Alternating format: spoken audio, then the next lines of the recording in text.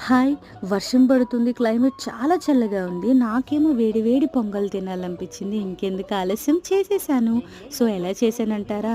కొంచెం పెసరపప్పు, బియ్యము, అలాగే జీలకర్ర, కొంచెం నెయ్యి, ఉప్పు వేసుకొని ఉడకపెట్టుకోవాలి. ఈలోపు మిరియాలని కచ్చా పచ్చాగా చిన్ని రోల్లో దంచేసుకున్నానండి.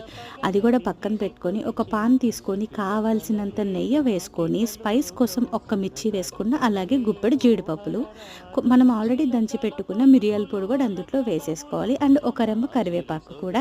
ఇలా వేయించిన తర్వాత ఉడకపెట్టుకున్న పొంగల్ని తీసి మనం వేయించుకున్న జీడిపప్పులోకి నెయ్యిలో వేసేసుకుందాం. సో, ఇలా కంప్లీట్‌గా వేసేసి ఒకసారి ఫుల్లుగా కలుపుకుంటే అంతే, వేడి వేడి పొంగల్ రెడీ.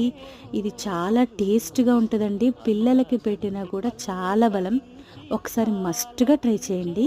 కర్ణాటక సైడ్ దేవాలయాల్లో అయితే ఇది నైవేద్యంగా గూడా పెడతారు. చాలా సూపర్ టేస్ట్ ఉంటదండి.